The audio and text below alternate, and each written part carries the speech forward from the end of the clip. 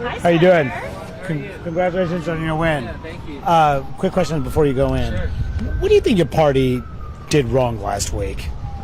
Well, look, it's going to take some time to figure that out. I say that as someone who's a Democrat that won a district Trump won twice. But look, I think that they were, deeper, just distrust and a lot of problems that people are facing right now. They just don't feel like government right now is at all tackling that in any meaningful way. So it's gonna be a big effort to try to re-earn some of that trust and some of that effort. But I think we're up to the task. What explains New Jersey specifically, given that Harris? Oh yeah, that was very close. Were you surprised by that? I think for me, when I go around and I see just how much people were just feeling really unsettled about their lives, they talk about it as like this deep anxiety.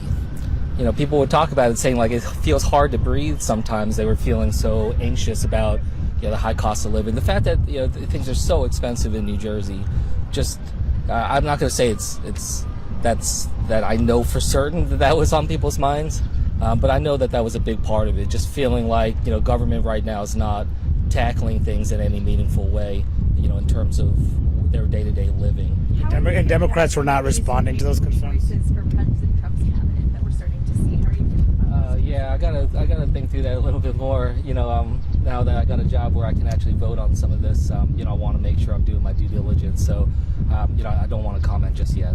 But just to finish up that point on what you're saying about the concerns that voters had, were Democrats just not effectively dealing with that?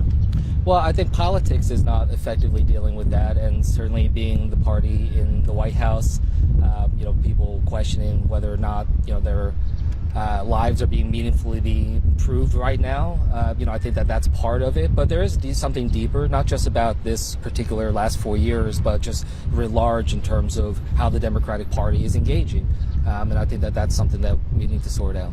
What do you make of these Republican leadership candidates entertaining Trump's idea of recess appointments to prevent Democrats from slowing down Trump's appointment now that you're going to have a say in some of these? Yeah, look, I'm somebody that believes in the Constitution, believes we should follow that, and, it's not something that we should be trying to find ways to work around and game the system. I think the people of New Jersey certainly have a right to be able to have their voice heard on the important cabinet positions and other positions. So, we want to make sure that we go through that process. So that's what I'll be pushing for. Okay, I got to get to the Thanks for your time. We'll see you all around.